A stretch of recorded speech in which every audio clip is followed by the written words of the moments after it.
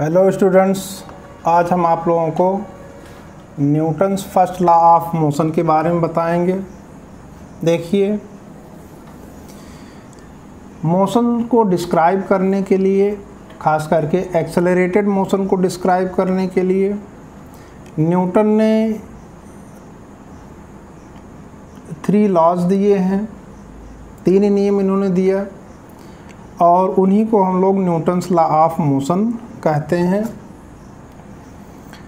तो हम लोग पढ़ेंगे यहाँ पर लिख लेंगे, न्यूटन्स गेव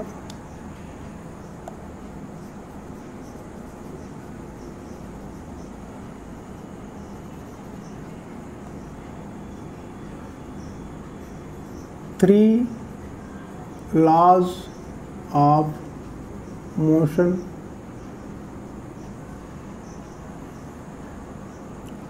जिनको हम लोग न्यूटन्स लॉ ऑफ मोशन कहते हैं, which are called Newton's law of motion. Newton's laws of motion. इसमें आप Newton's first law of motion पढ़ेंगे पहले।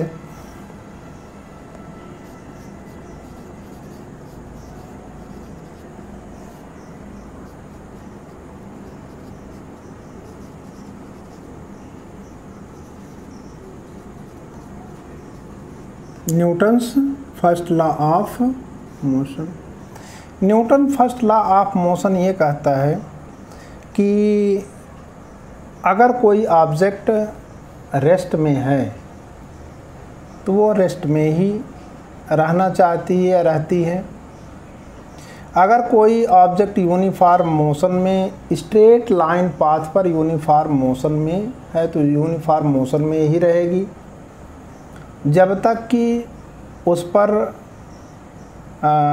कोई फोर्स ना अप्लाई किया जाए। स्टेट ऑफ ऑब्जेक्ट के स्टेट ऑफ रेस्ट या स्टेट ऑफ मोशन को चेंज करने के लिए जब तक उसके ऊपर फोर्स नहीं लगाया जाता है तब तक अगर वो रेस्ट में है तो रेस्ट में रहेगी और यूनिफॉर्म मोशन में है तो यूनिफॉर्म मोशन में ही रहता है। ठीक है, यानी ऑब्जेक्ट के स्टेट ऑफ रेस्ट और स्टेट ऑफ मोशन को चेंज करने के लिए फोर्स, ऑब्जेक्ट पर फोर्स अप्लाई करना ही पड़ेगा। यही इस लॉ का मेन, समझ लीजिए कि एक्सप्लेनेशन है, इसकी मीनिंग है यही। इसको लिख सकते हैं, it states that an object remain in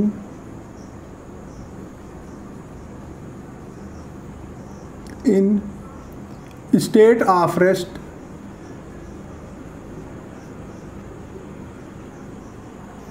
or of uniform motion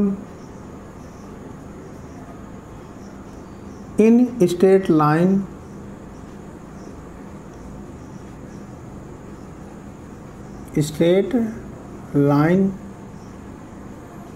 unless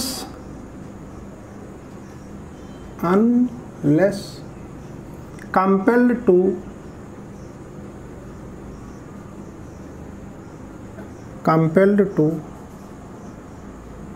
change that state, compelled to change that state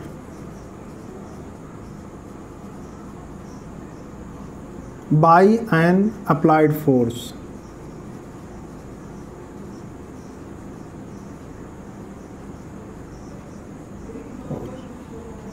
बिना फोर्स अप्लाई किए स्टेट ऑफ रेस्ट या स्टेट ऑफ मोशन को चेंज नहीं करेगा। यानी कोई भी ऑब्जेक्ट अपने स्टेट चेंजिंग का अपोज करता है, इसका मतलब ये भी होता है।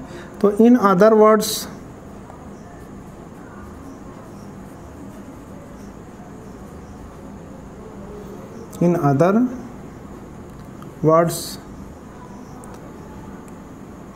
दूसरे शब्दों में अगर Newton first law of object को कहें, all objects resist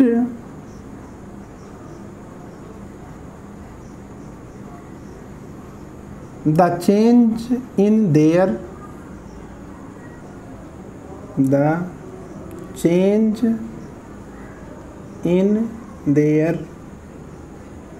state of motion।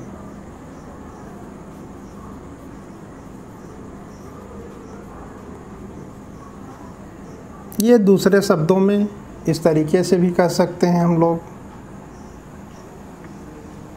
ये न्यूटन का फर्स्ट लॉ है। इसमें मेनली ये बताया गया है कि फोर्स क्या कर सकता है। फोर्स एक्चुअली ऑब्जेक्ट की वेलोसिटी को चेंज कर सकता है by changing speed, by changing direction. अगर आप देखेंगे, अगर कोई रेस्ट में है तो मोशन में आ रहा है तो भी तो समझ लो उसकी वेलोसिटी चेंज हुई। अगर फोर्स लगा करके उसका डायरेक्शन चेंज किया जा रहा है उसके मोशन का, तो भी फोर्स लगा करके ही उसका डायरेक्शन चेंज किया जा सकता है। अगर कोई ऑब्जेक्ट मोशन में है, उसको हम लोग रोकना चाहते हैं, तो उसका मतलब वेलोसिटी चेंज कर रहे हैं, ये भी फोर्स से ही होता है। यही फर्स्ट लॉ ऑफ मोशन है कि फोर्स लगा करके हम किसी ऑब्जेक्ट के स्टेट ऑफ रेस्ट और state of uniform motion in straight line यहाँ पर इसलिए कह दिया गया ताकि डायरेक्शन के बारे में भी जानकारी हो जाए कि डायरेक्शन भी चेंज करने के लिए फोर्स लगाना पड़ेगा। इसके बाद हम लोग पढ़ेंगे इनर्शिया।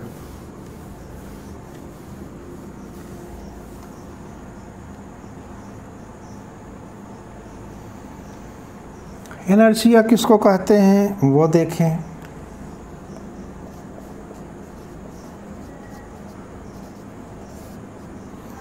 इनर्शिया देखिए, हर ऑब्जेक्ट की एक प्रॉपर्टी है, टेंडेंसी है कि अगर कोई अनडिस्टर्ब्ड ऑब्जेक्ट यानी किसी ऑब्जेक्ट को डिस्टर्ब ना किया जाए तो वो अगर रेस्ट में है तो रेस्ट में रहेगी, अगर मोशन में है तो सेम वेलोसिटी यानी यूनिफॉर्म वेलोसिटी से वो मोशन ही करती रहती है, और इस टेंडेंसी को हम लोग इनर्शिया कहते हैं। अगर कोई ऑब्जेक्ट रेस्ट में है तो रेस्ट में रहना, उसका रेस्ट में ही रहना, अगर मोशन में है तो वो मोशन में रहने की टेंडेंसी, रेस्ट में है तो रेस्ट में रहने की टेंडेंसी, मोशन में है तो यूनिफॉर्म मोशन में रहने की टेंडेंसी को ही हम लोग इनर्शिया कहते हैं। तो इसको हम लोग लिख सकते हैं the tendency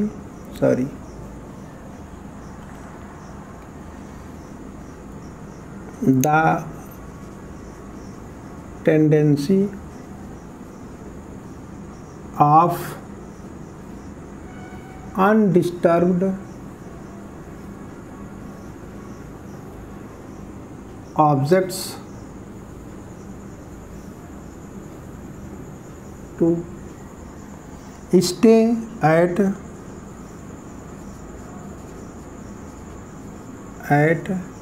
rest or to keep moving with constant velocity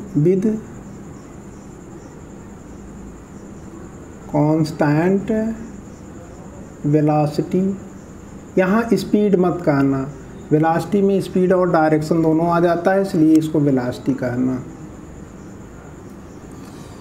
velocity is called inertia, इसी को हम लोग इनर्शिया के नाम से जानते हैं। ठीक है। और आप अगर देखेंगे तो न्यूटन फर्स्ट लॉ और इनर्शिया दोनों की डिफिनीशन लगभग एक जैसी दिखाई देगी। उसमें फोर्स का जिक्र है, इसमें फोर्स का जिक्र नहीं है। इसलिए न्यूटन के फर्स्ट लॉ ऑफ मोशन को लॉ ऑफ इनर्शिया भी कहते हैं। ठीक है, तो इसमें कुछ पॉइंट्स आप लोग जानते रहिए, उसको लिख देते हैं। The first law of motion या Newton's first law of motion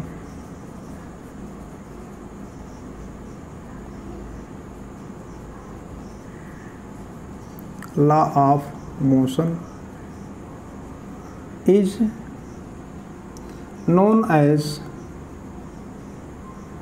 also known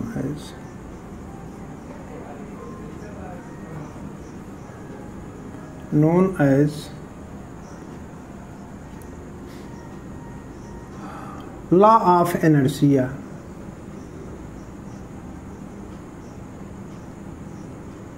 law of inertia कहते हैं। अब देखिए सेकंड पॉइंट, इनर्शिया का हम लोग मेजरमेंट किसको कहते हैं, किस में इनर्शिया ज़्यादा होती है। तो इनर्शिया किसी ऑब्जेक्ट की इनर्शिया उसके मास पर डिपेंड करती है। मास ही एक्चुअली इनर्शिया का मेजरमेंट करवाता है, यानी मास से ही इनर्शिया का हम लोग मेजरमेंट करते हैं। जिसका मास ज़्यादा है उसमें इनर्शिया ज़्यादा होगी, चाहे वो इनर्शिया ऑफ रेस्ट हो, चाहे वो इनर्शिया ऑफ मोशन हो, चाहे वो इनर्शिया ऑफ डायरेक्शन हो। इनर्शिया का मेजरमेंट हम लोग मास से ही करते हैं। तो नेक्स्ट पॉइंट हम लिख सकते हैं, mass is measure of inertia. Mass is measure of inertia. इसमें हम लोग देखेंगे heavy object have more inertia than light. इसमें देखेंगे हैवी ऑब्जेक्ट की इनर्शिया ज़्यादा है, इसको लिख लेते हैं, heavy object has more inertia than light object. और इसका एग्ज़ाम्पल भी हम लोग ले सकते हैं। इसका एग्ज़ाम्पल होता है द इनर्शिया ऑफ स्टोन। देखिए स्टोन हैवी होता है, inertia of stone is greater than the inertia of football.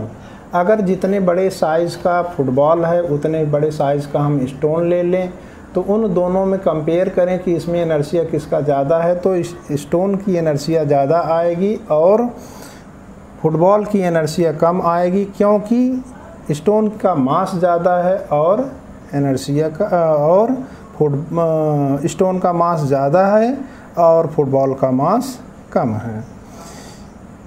ये तो हमने आपको आज इनर्शिया के बारे में बताया। अब इसके बाद आगे Newton's first law of application, first law of motion का एवरीडे लाइफ में जो ऑब्जर्वेशंस हमको दिखाई देता है उसके बारे में पढ़ेंगे, लेकिन उसको नेक्स्ट सेशन में पढ़ेंगे।